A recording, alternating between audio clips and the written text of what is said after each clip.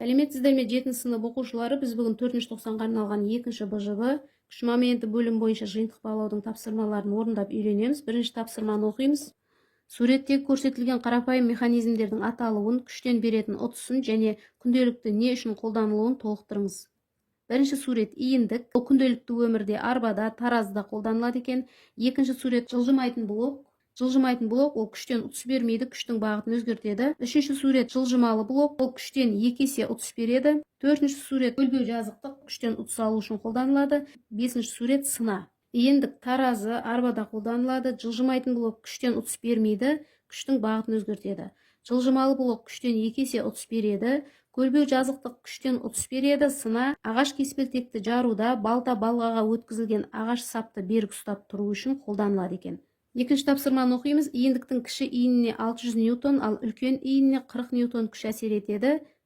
Кіші иіннің ұзындығы 10 см. А нұсқасы үлкен иіннің ұзындығын табыңыз. В нұсқасы иіндік күштен неше есе ұтыс береді, ал жолдан. А нұсқасында L2-ні табамыз. В нұсқасында F1-дің F2-ге қатынасын табамыз. Бірінші қыбыжыға келтіріп аламыз. 10 см-ді метрге айналдырамыз. 100-ге бөлеміз.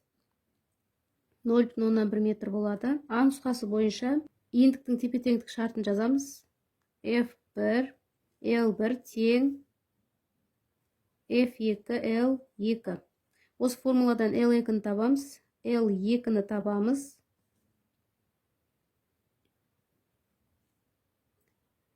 F1 көбейтілген L1 бөлінген F2. L2-ні тауып аламыз. F1-іміз 600 ньютон. Көбейтеміз L1-іміз 0,1 метр. Бөлеміз F2-іміз 40 ньютон. Тең болады. 600-ді 0,1-ге көбейтеміз 60 болады. Оны 40-қа бөлеміз. 1,5 метр болады. Бұл нұсқасы бойынша F1-дің F2-ге қатынасын табамыз. F1-іміз 600 ньютон. Бөлеміз F2 40 ньютон. Тең болады 15. Иіндік күштен 15 есе ұтыс береді екен.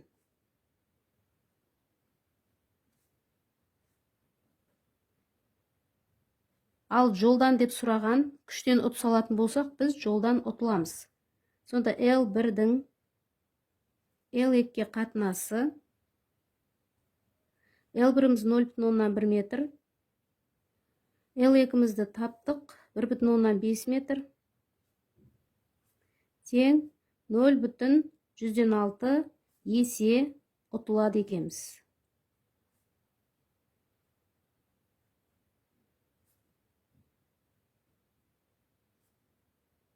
L2-міз 1,5 метр. Күштен 15 есе ұтады екенбіз. Жолдан 0,6 есе ұтылады екенбіз. Үшінші тапсырманы оқимыз. Ұзындығы 4,5 метр. Биіктігі 1,5 метр көлбеу тақтайшамен массасы 30 кг жәшік тартылып алынған. Жәшіктің тақтаймен үйкеліс күші 20 ньютон. А нұсқасы пайдалы жұмысты анықтаңыз.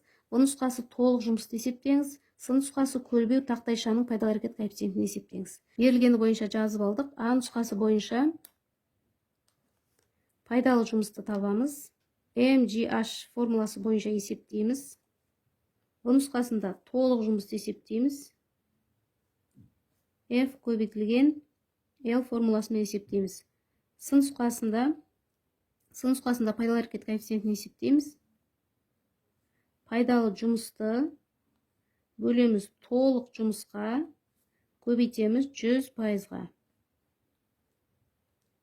Бізде күш 20 ньютон деп берілген, біз 200 ньютон деп аламыз. Есебіміз дұрыс шығу үшін А нұсқасынан бастап есептейміз.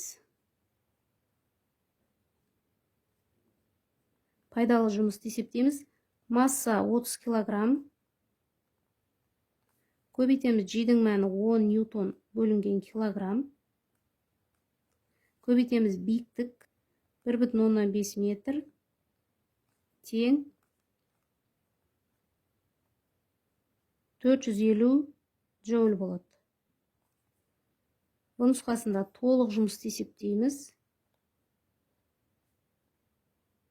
күш 200 ньютон,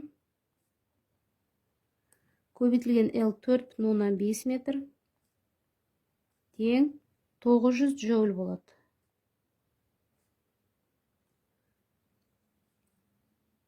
Сын нұсқасында пайдалы әрекет коэффициентін есептейміз. Пайдалы жұмыс 450 джоуль. Бөлеміз толық жұмыс 900 джоуль. Көбейтеміз 100%. Тең 450-ді 900-ге бөлсек 0,5 болады. 100-ге көбейтеміз 50% болады. Жауабы пайдалы жұмыс 450 джоуль.